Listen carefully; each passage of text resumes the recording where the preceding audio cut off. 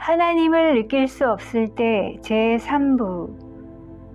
하나님은 예배 시간, 수요 모임 등 그리스도인이 모인 곳에 언제나 함께 계십니다. 교회의 일을 결정할 때 하나님이 참석하십니다.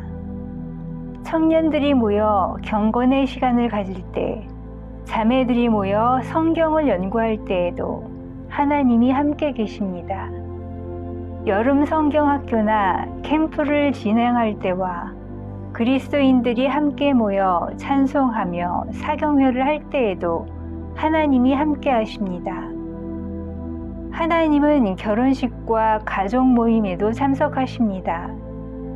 병원 입원실에도 장례식장에도 함께 계십니다.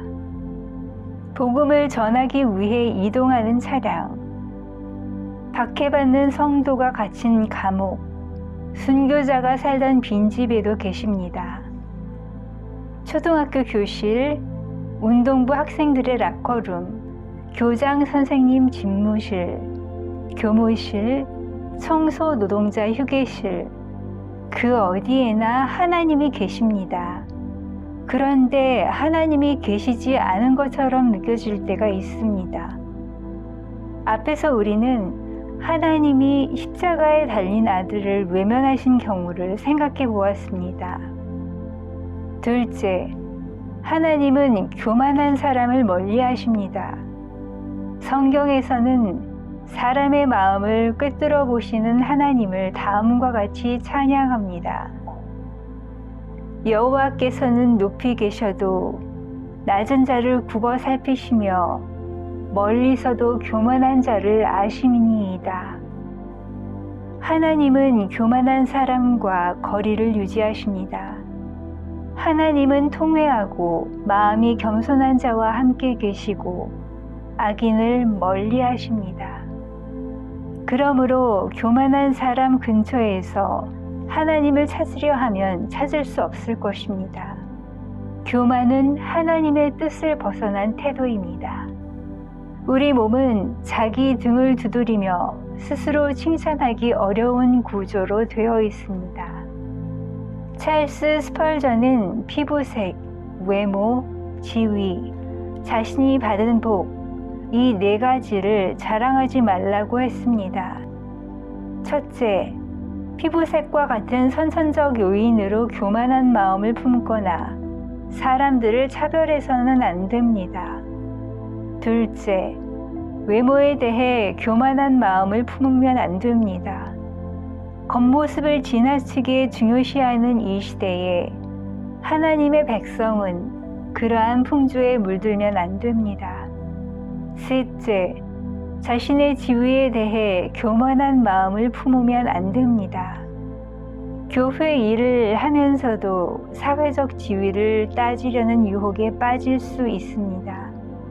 자기도 모르게 이런 하찮은 일은 나에게 어울리지 않아 라고 생각할 수도 있습니다. 주 예수께서 제자들의 더러운 발을 기꺼이 씻어주신 사실을 잊지 맙시다. 하나님의 아들 예수께서 자라신 나사렛은 작은 마을이었고 갈릴리 지역은 사회적으로 하대를 받는 곳이었습니다. 넷째, 자기가 받은 복에 대해 교만한 마음을 품으면 안 됩니다. 하나님께서 허락하신 은혜에 감사하며 겸손한 마음으로 섬깁시다. 겸손하게 살고자 할 때 기억해야 할 사실이 하나 있습니다. 프랭클린은 자신이 실천해야 할 덕목을 침묵, 절약, 근면, 평정 등 13가지로 정리하고 일주일에 한 가지씩 점검하며 살았습니다. 프랭클린은 13가지 덕목을 13주간 1년에 4차례씩 반복하며 수십 년 동안 실천한 후 자신에게 다른 약점이 있음을 알게 되었습니다. 프랭클린은 이렇게 말했다고 합니다. 타고난 성정 가운데 교만만큼 굴복시키기 어려운 것도 없을 것이다. 교만을 감추어 보라. 교만과 싸워보라. 교만을 때려 눕혀보라. 최대한 교만을 억눌러 보라. 그래도 그것은 살아서 시시각각 고개를 내밀고 모습을 드러낼 것이다.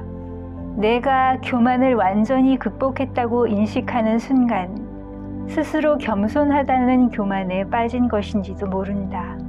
성경에서는 교만은 패망의 선봉이요 라고 말씀합니다.